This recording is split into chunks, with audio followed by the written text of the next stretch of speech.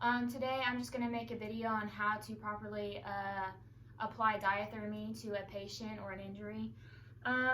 So first off, I'm going to grab the equipment that I need. I'm going to go ahead and grab a pillow or some type of bolster to place under her leg.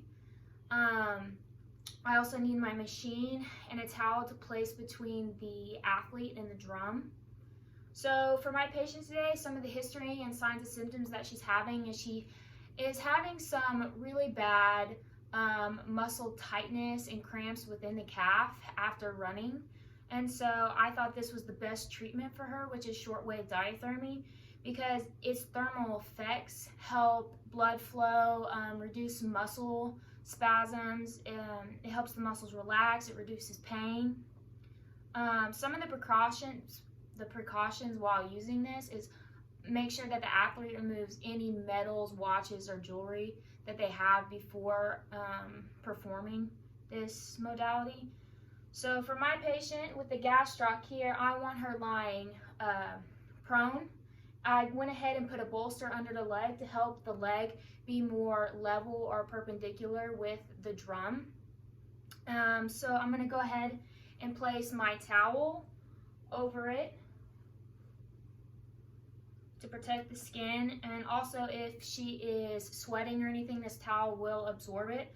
I need to go ahead and explain to my patient that it should just feel like a mild warmth. It shouldn't be too hot or uncomfortable, and if they do, tell me. I will turn it down or turn it off at that point.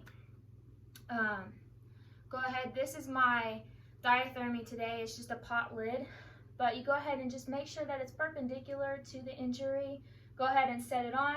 It will have a ring on it that protects the area, but you want to go ahead and make sure that it's in contact with that area.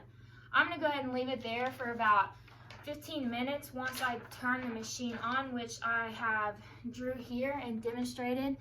I'm going to go ahead and turn it on. I've chosen a time for about 15 minutes. I went ahead with a mode of 4, and then my pulse duration is 400 seconds, and then my pulse rate is 800 hertz. That's about it. For my laws, my 3 laws and my 1 principle, the first law would be my inverse square law, which just makes sure that the intensity and the radiation is being absorbed. If you take away about double of the height, so if I'm leaving a heat lamp or something right here, and I remove it here, it's taking away about 75% of that heat. And that's inverse square law. My second law is cosine law, which is making sure that the modality is perpendicular to the extremity. If it is not, those rays can bounce off and go in an other direction instead of being absorbed into the skin. The third one is Grothus-Draper law, what is just the waves being absorbed into the extremity itself.